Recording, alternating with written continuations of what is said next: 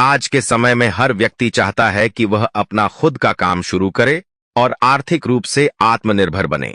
लेकिन अक्सर पैसों की कमी इस सपने को पूरा करने में सबसे बड़ी रुकावट बन जाती है। इसी समस्या का समाधान लेकर सरकार ने प्रधानमंत्री आधार कार्ड लोन योजना की शुरुआत की है। इस योजना का उद्देश्य छोटे व्यापारियों, महिलाओं और युवाओं को आसान शर्तों पर लोन उपलब्ध कराना है, ताकि वे अपने सपनों का बिजनेस खड़ा कर सकें। इस स्कीम के तहत आप केवल आधार कार्ड और पैन कार्ड जैसे बेसिक डॉक्यूमेंट्स के आधार पर लोन ले सकते हैं। किसी भी तरह की गारंटी या प्रॉपर्टी गिरवी रखने की आवश्यकता नहीं होती है। खास बात यह है कि यहां से आपको RS50,000 से लेकर RS5 लाख रुपए तक का लोन मिल सकता है। इस पूरी प्रक्रिया को डिजिटल और आसान बनाया गया है, जिससे आवेदक घर बैठे ऑनलाइन अप्लाई कर सकता है। इस लोन का सबसे बड़ा लाभ यह है कि यह खासकर उन लोगों को सहारा देता है जिनके पास बिजनेस आइडिया तो है, लेकिन पूंजी नहीं है।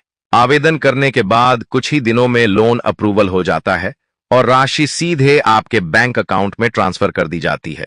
अगर आप इसका लाभ उठाना चाहते हैं तो नीचे बताएं जानकारी से आवेदन पूरा जरूर करें। लोन की राशि, ब्याज दर और EMI की जानकारी। PM आधार कार्ड लोन योजना के तहत 3 तरह के लोन कैटेगरी मिलती हैं: शिशु, किशोर और तरुण। शिशु लोन में आपको लोन में RS5 लाख तक और तरुण लोन में RS5 लाख तक की राशि मिल सकती है। इस लोन की ब्याज दर सामान्य पर्सनल लोन की तुलना में कम रखी गई है। औसतन ब्याज दर 8% से 12% सालाना तक होती है, लेकिन यह आपके बिजनेस प्रोफाइल और बैंक की शर्तों के हिसाब से अलग हो सकती है। EMI का विकल्प भी होता है।